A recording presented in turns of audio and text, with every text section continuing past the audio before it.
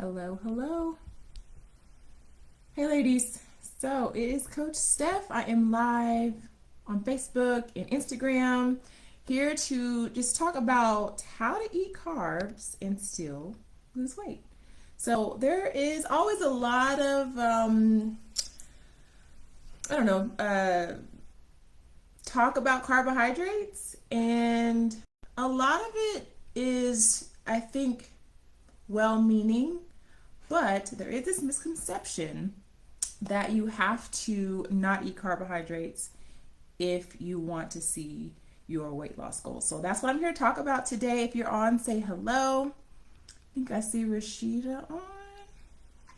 I am live on Instagram and Facebook, so I'm going to try to keep up with comments. Facebook has it so weird now that I can't really see comments as well. But I did get several questions from ladies in the Facebook group regarding carbohydrates. So what I'm going to do today, I prepared some notes, and what I'm going to do is go through those notes. And as I do, some of those questions will be answered, and then I'll kind of circle back to see if there are any additional questions, because I have my phone and my computer and my notes on another tab. So I'll try to keep up. And then if I don't get to your question on the live, I can go back and answer it through text. So thank you for joining. Mika, Rashida, Kasana, Dina, Annette. Thank you guys for hopping on. If you happen to watch the replay, hashtag replay. If you have any questions, you can also just put it in the comments, and I will get back to them sometime today. So I am Coach Steph. I am a registered dietitian, a personal trainer, and a mindset transformation coach. And I really believe that in order for you to see your results, the results that you deserve, the results that you're working so hard to see, you really have to work on your mindset. Why? Because you have to show up differently. You can't show up with the same habits and the same mindset of perfectionism that's like so detrimental to your consistency. You can't show up consistently like all or nothing mentality, because that's self-sabotage. You can't start over on Monday all the time, because that's self-sabotage. So really working on like changing our way of looking at what consistency means, what it means to show up for yourself, what it means to have self-care and practice not only like making sure our body is healthy, but also our mind as well. And so that is what I really love to talk about. So for my Facebook viewers, in the events tab, there are over 50 trainings for nutrition, fitness, mindset. I've got lots of interviews that I've done with other healthcare professionals like trauma specialists and other things. And so if you have not like tapped into that resource, definitely do that. Go through there, because like you could get a whole transformation just off of the free stuff that I have put up there. So let's get into this. Let me just check comments. Okay. All right, ladies. So carbohydrates. So this is one of those things that has so much misinformation around it. And so we're going to tackle this. Okay, so first we got to start off with like, what are carbohydrates, right? And so carbohydrates are one of the three macronutrients that provide calories, right? The only way you get calories is through carbohydrates or protein or fat, right? Those are the three macronutrients.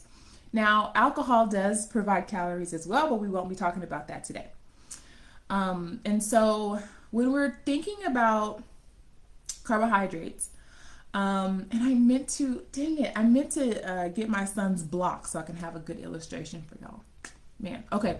So if you think about like a child's blocks, right? The little blocks, they're like red and yellow and green and blue, and you hook them together, right, to make a long string. That's kind of what a carbohydrate is, or what would be like a starch, right? And so each individual block is hooked on to the next, right? And so if you take off one of those blocks, you have an individual glucose, or what most people call sugar, right? They're glucose molecules. So when we eat carbohydrates, Our body starts breaking it down immediately in our mouth, and then it consistently gets digested in our digestive tract. So when we take in those simple carbohydrates, so things like cookies and pastries and desserts, they're not bound, they're not structurally bonded to lots of carbohydrates. Remember, so when they're bonded together, they're starches. They're just the single block, they're just a single glucose, right? And so when we eat that, our body can process that really quickly. So it just goes straight into our bloodstream, and that is what people call like raising your blood sugar, right? Because your body can process those simple carbohydrates very, very simply or quickly, and they all go into your bloodstream rather quickly, and then that sends a signal to your pancreas to say, hey, we need some insulin. So insulin acts as like the UPS truck, right? So in your bloodstream, our tissues get nutrients because of our blood that passes by, right? But that glucose, that blood sugar that's in the actual bloodstream, can't get into the tissue unless it has the UPS truck, right? So it has to have a delivery truck, so to speak, right? And so that's our insulin. So insulin will attach to that glucose and take it to the cell and deliver it, okay? And so I'm telling you all this. I'm going to tell you all some practical stuff in a second, but I want you to understand what's happening in your body. When you eat that simple sugar, it immediately goes into your bloodstream, and then your pancreas spits out insulin, and it has to quickly take it to your tissues. And when your tissues get filled up, it's like, okay, I can't store this anymore as glycogen in my muscles. Now I got to store it as fat. So fat is stored energy. It's stored calories, right? So now we can store fat by processing protein and fat as well. But right now we're just talking about the carbohydrates. And so the reason why it's important, right, you've heard the term simple carbohydrates and complex carbohydrates, is because the complex carbohydrates are the long string of blocks, right, that are actually bonded together, right? There are lots of little blocks in a long string. So when we eat a complex carbohydrate, our body takes that in, and it's like, okay, now I have to chemically detach each single sugar, right, and then go into the bloodstream. Instead of when we do simple, we have just a whole bunch of single glucose or blood sugar, and it all goes in really quickly. But when you have a starch, you have to take one off at a time, right? And so that means that it takes longer to process, which means that not all of the glucose molecules are going straight into your bloodstream. And so that's why having a complex carbohydrates that have fiber are going to slow down that response in your blood sugars, right? So y'all, let me know if this is making sense. Let me see if there's any comments or questions. Hello, Nadine and Tina, Yolanda, Jamila. Y'all, let me know if this is making sense. So your simple carbohydrates, you can think of those as your little blocks, just like, your kids might play with. They're single blocks. They go quickly into your bloodstream because your body can just process those really quickly. But the starches, the carbohydrates, are chemically bonded. So it's like having those blocks hooked in a long string, and your body has to break one off at a time, right? And so each time it breaks one off, it goes into the bloodstream. And so in order to break that whole starch up, it's going to take you a lot longer. So your body actually has time to process that. And so your body doesn't get a rush of that glucose. Okay? All right. Yes, it's making sense. All right. Cool. Great. Okay. So I just wanted to give you that illustration of like what is happening in your body. And so our body likes to use that sugar or glucose in our body as its primary way of fueling our body, because our brain uses that glucose pretty much exclusively right? So your brain needs carbohydrates to function properly. That's why, like, when you do, cut out carbs and you're not eating any, like, you might feel lethargic, etc., because your brain really prioritizes carbohydrates first. So glucose is our body's preferred energy source, right? Because it's easy to break down. So we've talked about simple carbohydrates. And so when we think about carbohydrates, and I feel like when most people say, like, okay, stay away from carbs, they mean simple carbohydrates like your cookies, candy, pastries, desserts, right? And so those are our simple carbohydrates. But then we also have complex carbohydrates in things like oatmeal and pasta and grains and fruits and vegetables. So we want to prioritize those complex carbohydrates when we are, well, even period, like even if you're on a weight loss journey, if you're just a regular person trying to live your best life, or if you have diabetes, right? So everything that I'm talking about today too also applies to people who have diabetes, because typically a diabetic diet is just a healthy diet. It literally is just a healthy, balanced diet. And so when we talk about complex carbohydrates, right? We have our starchy vegetables, then we have our non-starchy vegetables, and both of those have fiber, right? And that fiber is going to help to slow down that insulin response, because even though fiber is a carbohydrate, it doesn't actually get ingested, absorbed into our body. And so starchy carbohydrates, they are higher in carbohydrates and in calories, but that doesn't necessarily mean that that's a bad thing, ladies. So what do I mean by starchy vegetables? Beans, right? Kidney beans, navy beans, pinto beans, black beans, butternut squash, chickpeas, corn, lentils, parsnips, peas, potatoes, sweet potatoes, yams, right? Those are all examples of starchy vegetables, right? They have a little bit more carbohydrates, which means they have a little bit more calories, right? Because for every gram of carbohydrate, you get 4 calories.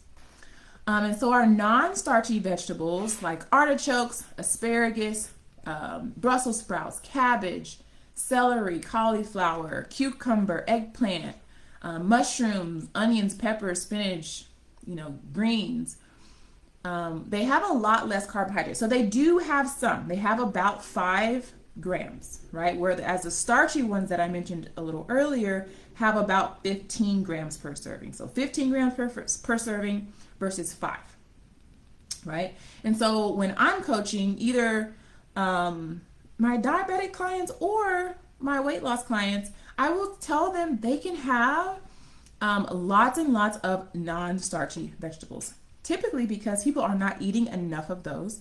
They have fiber, so it's really hard to like binge eat on like lots and lots of broccoli or celery or cucumber, right? And so if you're wanting to cut down calories, but you don't want to starve, you don't want to feel hungry, I would highly recommend taking a look at your list of non-starchy vegetables and saying, okay, which one of these do I like? Like, make a list. What do you like? Then which ones would you like to try? Maybe you've never tried eggplant on your own, right? And so maybe you want to try some eggplant, look up a recipe, and see if you can incorporate into your repertoire of what you want to make for yourself. And so build that list of no guilt food, right? Those non-starchy vegetables, they still have some carbohydrates. However, they are not going to increase your blood sugars as much. They're very low calorie, usually like 25 calories per serving, and a serving is typically a half a cup. And so you can eat a large volume. If y'all want to lose weight, but you don't want to starve, you don't want to be hungry, focus on your non-starchy vegetables, okay? And so focus on, like, once you build your list, also look at like how you're preparing them. One of the best ways I think to prepare vegetables, period, is roasting them.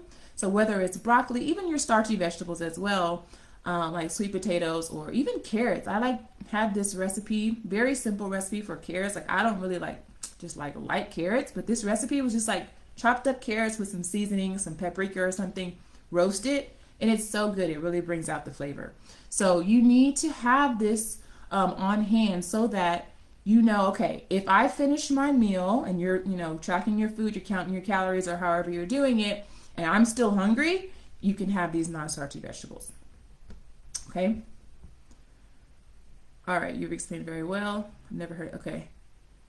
Is that why people talk about sugar crash? Yes. So what happens with the sugar crash is when we have that sugar bomb, like if you have like a whole bunch of sugar in your coffee or you eat a whole bunch of cookies or something, like they're individual blocks, right? Individual glucose, and they just went straight into your bloodstream.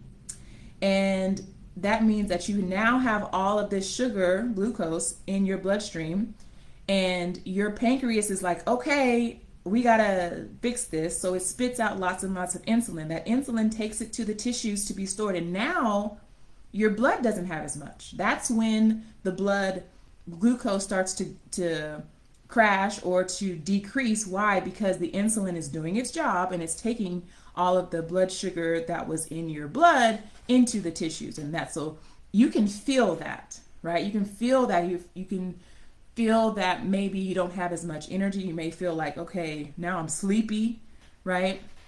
And so yes, that is exactly correct. So we've talked about some of the complex carbohydrates, the starchy vegetables and the non-starchy vegetables, right?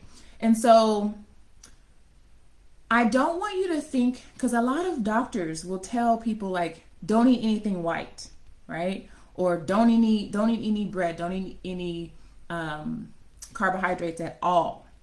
And so people are really confused because there's carbohydrates in a lot of different foods. And so I want to just impress upon you that the starchy vegetables, even though they have more carbohydrates and even though they have a little bit more calories, it's not that you can't have them. It's just the most important thing is really the portion size, the frequency, and then what you're having it with. Okay, the portion size, the frequency, and then what you're having it with. So starchy vegetables are actually higher in a starch called resistant starch. And so as I was kind of looking up what I want to tell you guys, I thought this was like a little interesting fact that I don't hear many people talking about. So this resistant starch acts similar to soluble fiber, and it passes through your digestive tract unchanged, meaning that we poop it out, right? But it's broken down by our beneficial gut bacteria. So, we have gut bacteria, some good and some beneficial, and that resistant starch that's in starchy vegetables acts as food for that gut bacteria, right? And so when your gut bacteria break down that resistant starch, it produces short chain fatty acids. And so resistant starch and short chain fatty acids have a positive effect on your body, right? They protect against certain digestive conditions such as ulcerative colitis, or they also can help reduce blood sugar, cholesterol, etc. So that's just like a little benefit of some of the starchy vegetables, right? And so a range of starchy vegetables, including beans, peas, corns, can contain about 1 to 5% of resistant starch. Now, do you need to go and like try to research which ones have resistant starch? No. The recommendation is to have a variety. So you're going to have some starchy vegetables, right? And then you're going to have some non-starchy vegetables as well. Just mix it up throughout the day and throughout your week and you'll be fine. Okay? Both types of vegetables, non-starchy vegetables and starchy vegetables, both are rich in potassium, vitamin K, folate, magnesium, right? And those things are important for your bones, for your heart health, and for healthy pregnancies, right? And so I want you to think about what you're missing out on when you say, I'm not going to eat any carbs. Yeah, you're missing out on the calories that those foods give you, but you're also missing out on the fiber that they provide. right? Because as a dietitian too, I'm not just concerned about like what the scale says. I'm also concerned about like, you know, cancer prevention, antioxidants, your heart health, your brain health, right? And so we have to think of our body more than just like what the scale says. So when we say, I'm not going to eat any carbs, you're skipping out on fiber. You're skipping out on antioxidants like vitamin C and vitamin E that can help fight the aging process, reduce your risk of chronic diseases like heart disease, cancer, diabetes, right? Certain cancer fighting properties, B vitamins, and starchy and non-starchy vegetables tend to be lower in sugar, like added sugar, tend to be lower in fat, and tend to be lower in sodium, and tend to be higher in potassium. So for example, for those of you who maybe have hypertension, which is high blood pressure, or maybe pre-hypertensive, right? And people really focus a lot on like, okay, I can't eat sodium. But what people don't talk about is the fact that potassium is the other side of that, the thing that you do need in order to combat.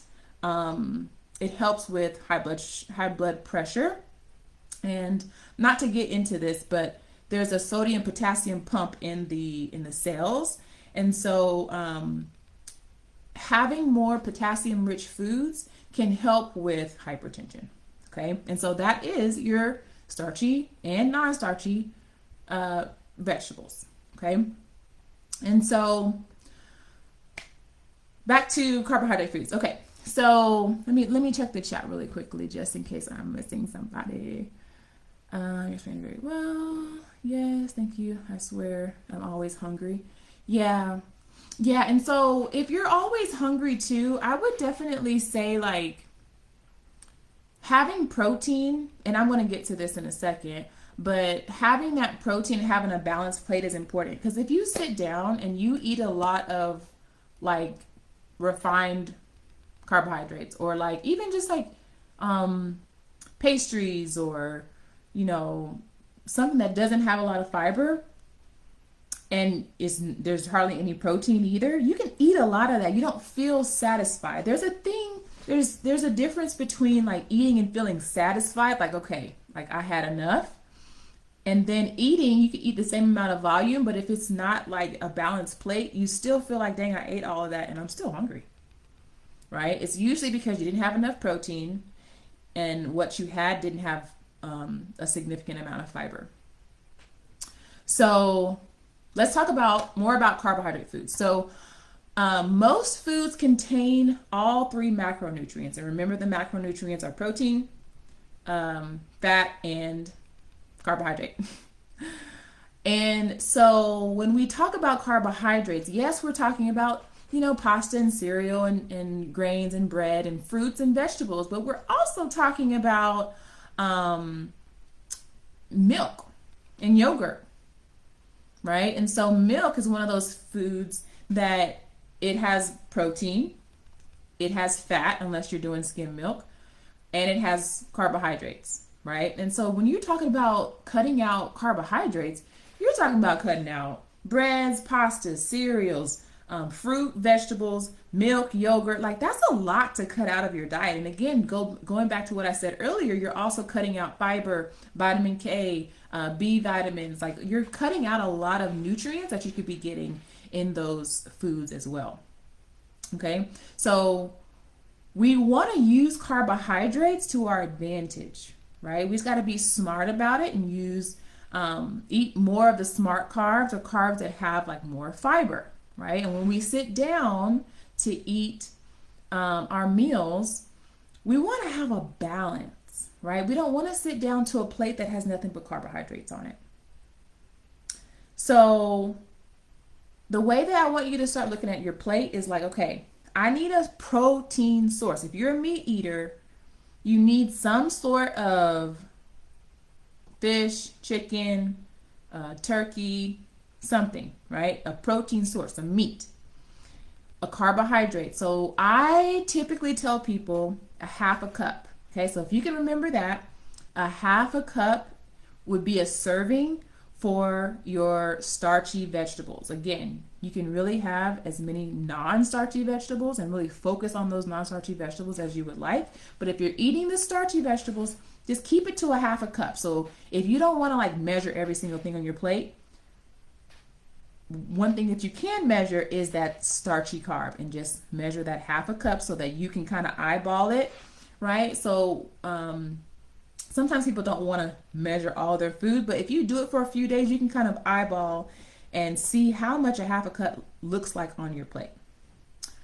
Okay, so smart carbohydrates, they have fiber. You eat them on your plate with other foods like protein and healthy fat, right? And they're portion controlled, so you want to eat that half a cup, okay? And so whenever you eat any kind of carbohydrates, I always recommend you have some sort of protein or some sort of healthy fat. So I'm thinking of snacks, right? And so if I'm going to have like an apple for a snack, that's a carbohydrate. It's a healthy carbohydrate, but I also want to have some sort of like protein. So I might have like a stick of cheese or some cottage cheese or some nuts or something, right? Peanut butter, almond butter, whatever. You always want to pair the carbohydrate with some sort of protein or healthy fat. Okay, let me check the chat again. I went on a diet like that and I lost weight, but I was miserable. It was not sustainable. So which part, Marnell? Which part was miserable for you? All right, I'm gonna let you answer and I'm gonna keep going. Okay. So when you eat carbohydrates, so this might look like Greek yogurt. So I mentioned earlier, yogurt has protein and fat. Well, it has protein, fat, and carbohydrates, right? So it could be a nuts and fruit, or whole grain pasta and turkey meatballs, or salmon and quinoa. Like, you always want to pair it with some kind of protein or some sort of healthy fat. Okay, and so the non-starchy vegetables and the starchy vegetables both have fiber, right? And so for those items, when you go to the grocery store, they typically don't have a nutrition label, right? And so those are the healthiest kind. The healthiest kinds of foods actually don't have a nutrition label. They're just single ingredient foods like avocado or a banana, right? You can just buy those. They don't have a label on them. And so my rule for my clients, I always tell them to, if they're eating a carbohydrate that has a label, so that's like, I don't know, quinoa or bread or oatmeal or whatever, my rule is having, like, looking on the nutrition facts, right? So y'all need to become label readers, okay? Become label readers, turn it over and look at the grams of fiber. 3 grams or more is what you're shooting for per serving. Okay, so just remember that. If you're looking for a carbohydrate item, like bread, for example, you want to turn it over, make sure that it has 3 grams of fiber or more. Okay? And so, how many carbohydrates should you be eating? Right? I think one of the questions in the Facebook group was this too. And I can't tell you. I have to do an assessment, right? And so it depends on your gender, on your size, on your activity level. So everybody is going to be different based on how many actual calories that you need. Now, in the Facebook group, I have a training that I did a screen share where I show you exactly how to use MyFitnessPal in the simplest way, right? And so if you're in the Facebook group, you can go ahead and search for that in the events tab. And I do a step-by-step. I show you how to put in your actual profile, your weight, your height, what to put for your activity level to get your calories. I show you how to change the macronutrients, so what I recommend you start with. And then I teach you how to plan in MyFitnessPal without having to track every day. So definitely want to check that out after you watch this. So you really want to prioritize your non-starchy vegetables. So here are a few ways that you can get in more non-starchy vegetables, right? So number one, pick fresh or frozen. So sometimes I know like our vegetables may go bad, right? And so don't think that, okay, these are frozen vegetables, they don't have as much nutrients. Sometimes they actually have more nutrients than the fresh.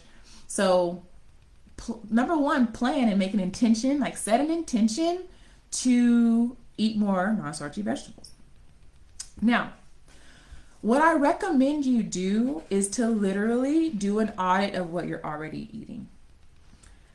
Do an audit. Look at what you're already eating and see, okay, on average, maybe I have one vegetable per day. So now I'm going to set an intention to maybe do 2 or 3 vegetables per day. And then you would just plan that out and execute, go to the grocery store, buy whatever. And that way you can just start increasing your vegetable intake. You can actually increase the volume of food you are eating, but still be eating less calories. And that's the beautiful thing about these non-starchy vegetables, is because they only have 25 calories per serving typically, and you can eat a larger volume, but you're actually eating less calories. Okay, so start with your audit. How many vegetables on average are you already eating? Try to up that by 1 or 2 per day. Make a plan, decide what you're going to eat, right, throughout the week, and execute that plan, right? So your fresh and your frozen vegetables tend to have less sodium and less sugar, right, than your canned counterparts, right? So if you're buying canned fruit, they tend to have like added sugar, sodium, etc. So you can also buy pre-cut vegetables. So your week is going to look different every week, right? So if you're doing meal prepping, you may not have time every week to prep and make all your food and cook everything, right? You have to know when you're planning your meals, you have to think about your week and say, okay, I have meetings coming up. I have a field trip to go to, or whatever's going on in your life, and say, okay, I'm not going to have a lot of time this week. So maybe I need to do pre-cut veggies, and I know they're a little bit more expensive than buying just like the whole, head of broccoli or whatever. But some weeks you have to think about, how can I make this quick and simple? And so buying those pre-cut veggies is a way to help add that volume, but not add a lot of calories, right? And so you could also buy the whole vegetable, for example, like cauliflower or a head of broccoli. It's less expensive, right, when you have, on those weeks where you have more time, right? And so a quick way to increase the amount of carbohydrates or non-starchy vegetables that you're eating is to chop them up at the beginning of the week, right? So you could chop up some peppers, some onions, maybe some mushrooms or something, right? And so every time you eat, you can just like throw a little bit in. So if you're making soup, right, you can throw a little bit in. Doing a stir fry, throw a little bit in, right? You can juice them if you have a juicer. You can make smoothies if you have a blender, right? You can throw some avocado and kale or spinach on your sandwich that you were already going to eat. Like, what are you already eating?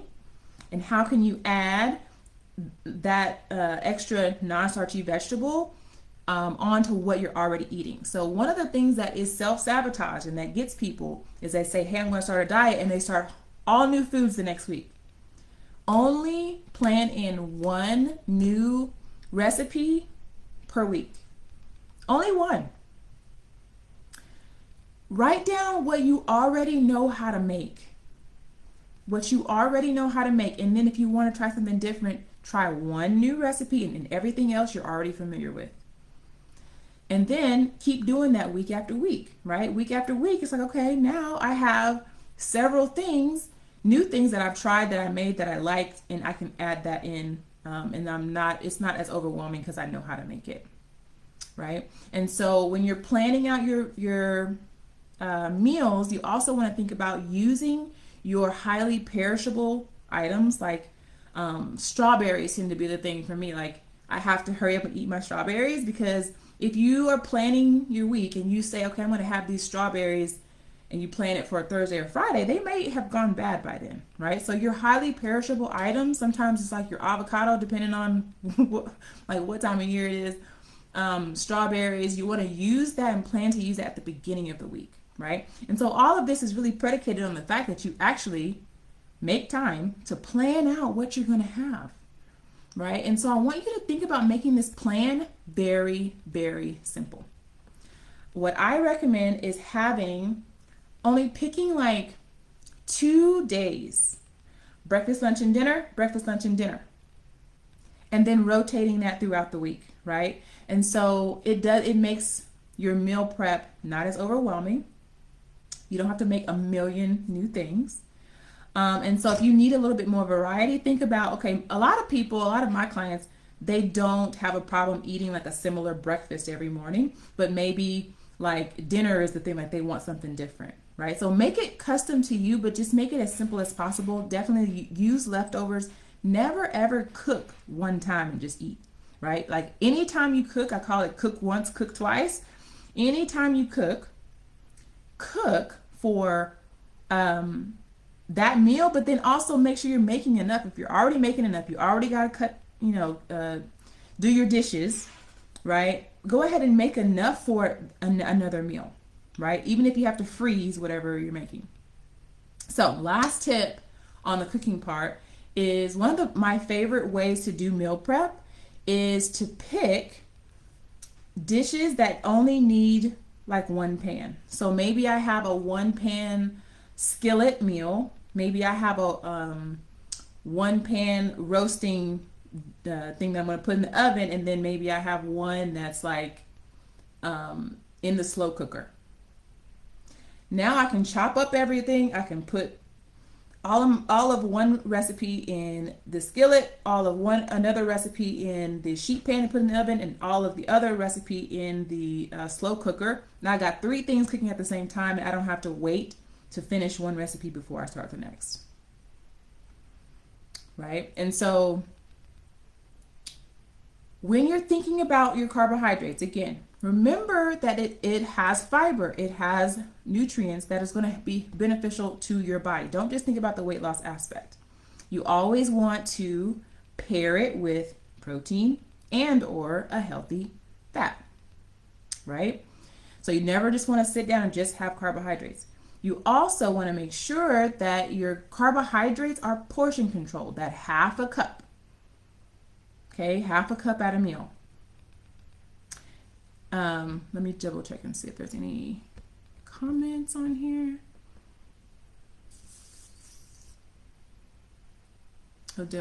Dairy free. It was dairy free, oil free, and carb free. Oh, girl. Yeah. Yeah, and it's not sustainable. And I want y'all to really understand that, like, if you are miserable on a low carb, no carb diet, are you really going to live your life that way? I think I posted something in the group the other day about, like, if you do something temporarily, you're going to get temporary results. So if y'all remember what I talked about earlier, when we eat carbohydrates and our body stores them as glycogen first in our muscles, and it does that for quick energy. Like if we go and exercise, our body breaks down that stored glucose, which is glycogen, and it uses it for energy so that we can sustain our movement. And then if we've filled up our glycogen stores, then it stores fat. But whenever you go on a no carb diet, you can lose weight really fast. Why? Because that glycogen that's stored in your muscles is attached to water. It's like chemically bonded to water. And so that's why the scale will go down pretty quickly in the first like week or two. But it's not fat, right? We want to lose fat. We don't care about losing water weight or losing weight because the glycogen is bonded to water. Like, we don't care about that. We want to lose fat, right? And so if you're miserable, how you start the journey or how the journey is going to go is how it's going to be at the end too. And remember that even when you get to the goal, you still got to maintain this. This has to be a lifestyle. And Annette says, can juicing help with the vegetable intake? Let me tell you, I have a juicer. I just recently bought a juicer, and I really like it because my son is 4. He's very picky. He would not touch no celery. He would not touch carrots, right? But yesterday morning or yesterday afternoon, I had him helping me juice, right? And he drank, I think it was apples and carrot juice. So that pigment, so do you see like the orange in the carrots, or, you know, whatever green vegetables, purple, whatever, that pigment is where the phytonutrients are. So all of that color, that pigment that you see is nutrients for your body. And so yes, juicing can help you get those nutrients. Now you have to be careful with juicing and smoothies, even though I love both, because a lot of times we're juicing and blending sometimes like bitter vegetables. So like beets, for example, like I do not like beets, but I have this one recipe for when you juice them and you put it with some fruit. Why? Because fruit tastes sweet and it kind of masks the flavor. And there's nothing wrong with that, but just understand that the fiber is not in there. And so it can be, if you're putting lots and lots of fruit, it can be not a sugar bomb, but it definitely can have a lot more sugar than you're thinking if you're putting lots and lots of fruit. So just put enough fruit juice to make it edible or drinkable, and then put lots and lots of your vegetables, because that pigment is where the nutrients is. So okay, so Pamela says, what speeds up your metabolism? Muscle gain. When you have muscle, is active tissue, and it burns more calories at rest. Foods do not speed up your metabolism. So for example, some people will say, like, if you eat certain peppers, you'll speed up your metabolism. So the amount that you would have to eat in order to actually see, I don't even know if it's even possible to eat that much. And it's so temporary that you really can't like rely on, eat this food and actually see a result in your metabolism. Do you know what's the most important thing? Your consistency. You being patient. You finding multiple ways to track your progress besides the scale. Tracking your body fat percentage, your photos, your measurements. Your level of mental clarity, your energy, your stamina during your workouts, right? Like those are the important things. And so you definitely want to just focus on that. Like sometimes, because y'all be asking questions about the cmos and all of that stuff, and it's cool, but all of those things are supplemental. You cannot slather cmos on a bad diet and zero activity. Like it's not going to make a difference. And so the people that I know that are always doing diets are always doing diets, right? Because it's not working long term. That's one of the reasons why I really talk about like working on your mindset, because I don't think we've been taught, number one, how to nourish our body, but we also haven't been taught how to think about our weight loss journey anyway, except for what we see in the media, which they're trying to sell you something, or portray weight loss as this easy thing if you just do this one thing, and it's just not true. So yeah. I had to get my mind right before I started this. Yeah, exactly. All right, so I'm going to go to some of the comments and questions that we had. Okay, so in regards to weight loss, should I cut my carb intake and replace it with healthy fat, vegetables, and protein? I have a goal to get rid of unhealthy sugar, starchy carbs such as breads and pasta. So, Chantrell, you don't have to get rid of carbs, right? So some of the things that I've talked about earlier is just portion control, having it on a balanced plate with some protein and some healthy fat, and then just watching the frequency, making sure that like your pasta or your bread that you mentioned has at least 3 grams of fiber or more. You don't have to cut out the carbs. So I hope that is helpful. So Catrice, I've tried only eating good carbs, but they still cause weight gain. Even with low carb diets like keto, I'm only able to maintain rather than lose weight any idea why they aren't working. So you have to be in a calorie deficit. I would say two things come to mind. Number one, you have to be in a calorie deficit. Even if you cut down your carbs, if you're eating too much fat or if you're eating too much protein and you're eating more calories than your body needs, you're still not going to lose weight. That's one. Number two is, are you being patient enough? Right? So are you waiting and being consistent enough with that? A lot of times, let me tell you, a lot of my clients come in and they're like, oh, I'm doing this, I'm doing this, I'm doing this. But on the weekends, they're blowing it, right? They're doing really good during the week because they have structure, they have planned out their meal. But on the weekend, they're like, man, I'm tired. They go eat, they go drink. And then you have blown your calorie deficit. So at the end of the day, your body is going to tell you whether or not you're in a calorie deficit or not. So just keep that in mind, Catrice.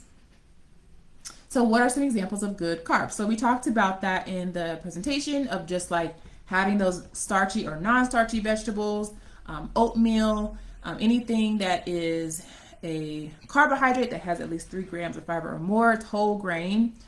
So you can eat, there's so many foods that you can eat, y'all.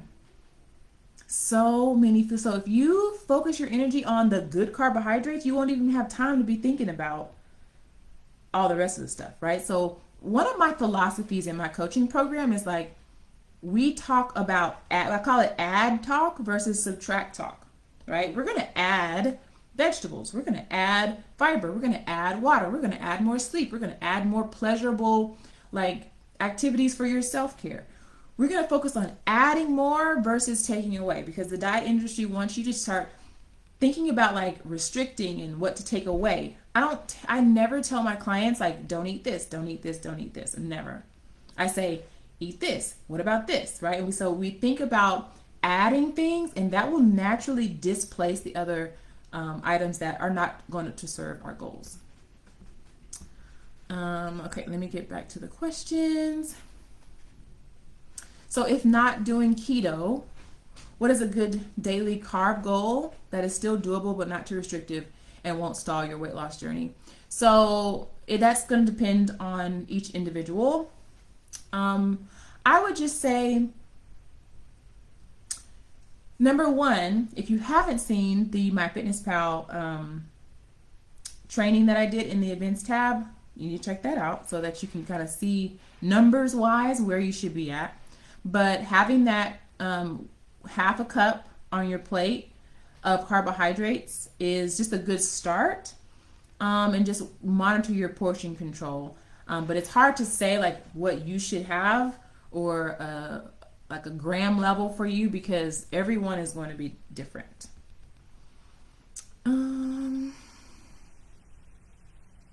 All right, I think I answered all of y'all's questions in the group. Now I see y'all are putting, what is your app? So Annette, I do have a coaching app. So the way that you get access to my coaching app is you're my client and I give you login access, and I do coach one-on-one weight loss and mindset. If you're interested in that, I think in the Facebook group in the description, I have my link, and you can apply to work with me one-on-one if you've been struggling. But the app has access to my clients, and we, communicate and coach throughout the week, and then we have one-on-one Zoom sessions once a week. So you can find it in the App Store, but you won't be able to log in because you have to be a client. So I agree. I'm not just doing a diet. I'm changing my lifestyle. I'm now, yes, got it. You have to enjoy it. So that's one thing too. Like, this is a mindset shift. How can you enjoy your journey more? Have you ever thought about that? Have you ever really literally thought like, how can I enjoy meal prep more? How can I enjoy physical activity more? Do I have to go to the gym and pound the pavement? What if I like being in nature and going to walk at the park or throwing a frisbee with my kids, right? Like, it doesn't have to look like going to the gym.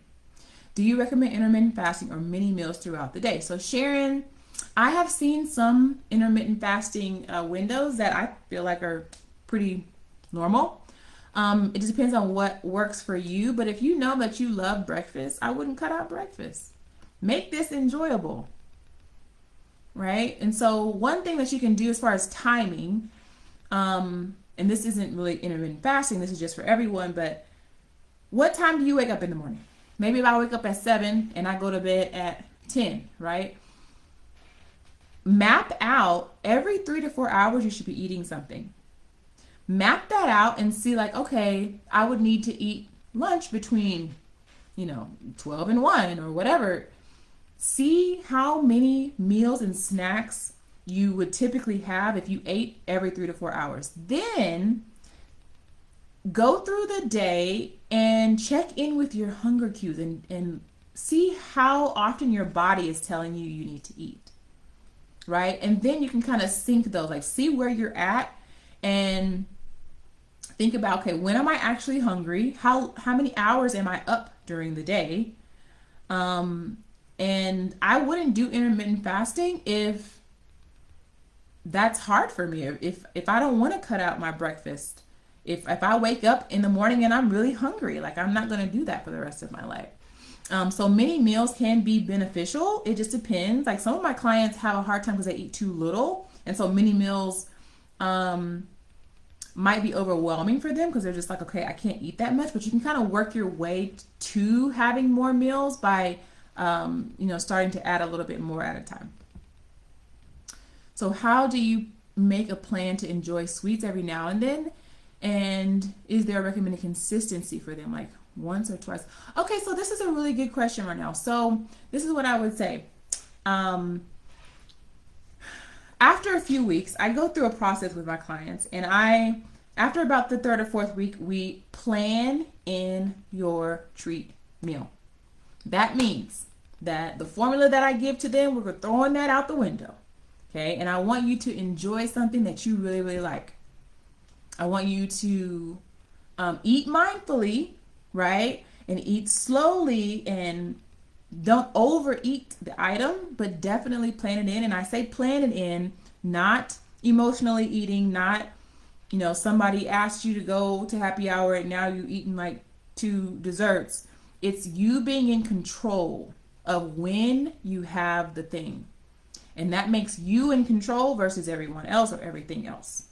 So I would definitely say once a week to plan in a treat, right? That doesn't mean you're not being consistent. It means that you're living your life and you want to have like something that you like. And to add on to that, just make sure that the food that you're making, that's like your healthy food or your your meal plan food, that you actually like it. Like y'all need to find some recipes that are like so good that you are looking forward to eating. Because if you're not looking forward to eating your food, you're going to feel like, oh, I need a break. Right? But if you had food and you were making food that was healthy and balanced, that you actually really liked to eat, then you wouldn't feel like you needed a break. So that to me is like, okay, either you're bored with your food or you need to make sure that you're developing your culinary skills so that you actually really like the food that you're having. Hi, Paula. That add versus subtract thought process is a game changer for real. Yes, it is. Do you also do personal training? So yeah, I do. So with my coaching app, not only do I do nutrition coaching, mindset coaching, but you also get workouts through my app as well. Thanks for asking, Martha. What do you think is best intermittent schedule? So there's no one best thing. So I know, and this is what I want to talk to you about, Paula, because I don't know if you saw my last live. I know you asked a couple of questions about like what's the best milk or something like that, coconut milk or whatever. But that right there is a mindset shift, and it's like a coaching opportunity, right? It's like, okay, there's not one best thing, right? So if I told you that doing the 16-8 or whatever is the best intermittent schedule, I don't know your schedule, right? Like I don't know your hunger cues. Like it's going to be different for everyone. So the biggest takeaway is really like, how does your body feel? When does your body tell you that you're hungry? I have clients who in the morning, I always tell people to always eat protein, right? At every meal and snack. And I have a client who's eating protein, but she still feels very dissatisfied with like an omelet, for example, for breakfast. But when she has her oatmeal, she feels so much more satisfied with her food, even though it could be the same calories. Like, that's what makes her feel satisfied. And so it's individualized. But I think what I mentioned earlier about seeing what time do you wake up in the morning, what time do you go to bed. If I ate every 3-4 hours, what would that look like? So I would say map that out. Map that out for yourself. All right, y'all, my throat. I have been, let's see, how long have I been on here? I can't even see. 55 minutes. All right. So I'm about to hop off. Thank you guys for watching. I have like dry mouth now. Thank you guys for watching. Anybody interested in one-on-one coaching? And you have to be serious, y'all. Because sometimes I be getting applications and I'm like, what? So if you are serious, right, about really making some changes through the holiday season, you want some support through this Christmas, Thanksgiving, so that we're not waiting until January to make this New Year's resolution, right? Make sure you apply. Click the link in the description. You can go to my personal profile page on Facebook, or you can go to my profile page on Instagram and click the link in my bio and click the first option. It says one-on-one coaching. I also have a 30-day challenge you can still enroll in and go through. But if you're serious about making the change, apply for one-on-one coaching. I am a registered dietitian, a certified personal trainer, and a mindset transformation coach. So it has been a pleasure talking to y'all today. I hope that this was helpful. I hope that you learned something. On Instagram, if you learned something from this, I would appreciate if you share it. Tag me, share it. On Facebook, we're in a closed Facebook group, so if y'all share it, ain't nobody else gonna see it. But I thank you for watching. If y'all have other questions, let me know. And I'm gonna hop off. Y'all have a great afternoon, and I'll see you later.